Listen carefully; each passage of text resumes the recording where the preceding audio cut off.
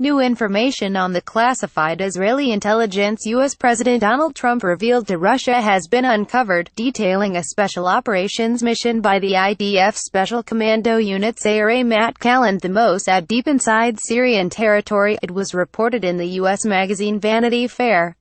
Follow ENet News on Facebook and Twitter. It was revealed in June that Israeli cyber operators were able to penetrate a small cell of extremist bomb makers in Syria who were working to make explosives resembling laptop batteries capable of bypassing X-ray machines unnoticed. According to Vanity Fair's report, the operation, which took place in February, aimed to acquire information on new explosive technology being developed by Ibrahim al-Asiri, an al-Qaeda's chief bomb maker. The meeting. R2 Al-Kislak, Trump, Lavrov photo EPA intelligence for the classified mission, according to an ABC report from American sources, was provided by an Israeli spy who was planted deep within ISIS territory. His life was reportedly put in danger due to Trump's disclosure.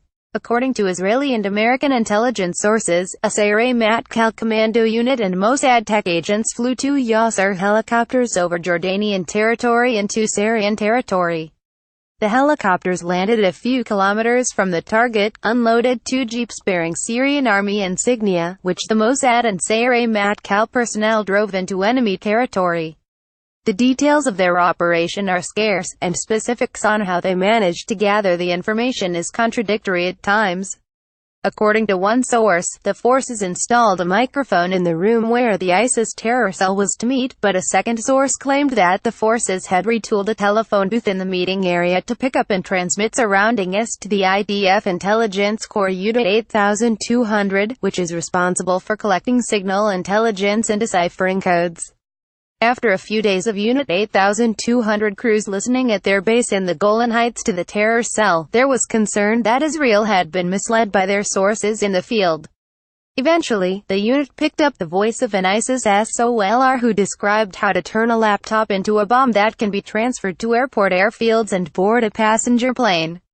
When the information reached the Mossad headquarters, officials in the organization decided to share the information with their American counterparts.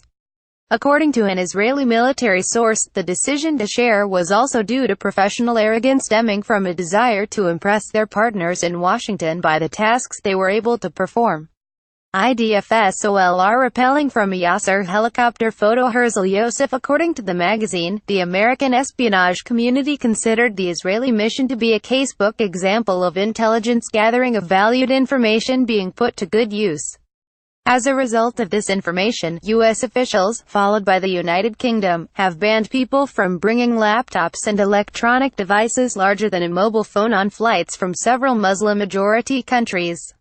Only 4 months later, after the airports adopted the new and tougher U.S. safety regulations, the ban was gradually lifted. The achievement was then overshadowed when, on May 10, Trump boasted to Russia's Foreign Minister Sergei Lavrov and Russian Ambassador to the United States Sergei Kislak in a White House meeting about his access to classified information. "I get great intel. I have people brief me on great intel every day," Trump reportedly bragged in the White House meeting, going on to brief the two on code word information the U.S. received from Israel which compromised Israel's sources in enemy territory. National Security Advisor H.R. McMaster told reporters that Trump's disclosure was wholly appropriate. Israeli Defense Minister Avigdor Lieberman tweeted that the allies will continue to have a deep, meaningful and unprecedented security relationship. President Trump himself defended his decision by saying he had an absolute right to share information with Moscow. During a press conference at the White House with Turkish President Recep Tayyip Erdogan, Trump said that his meeting with Lavrov and Kislak was very successful and will contribute to the war on terrorism.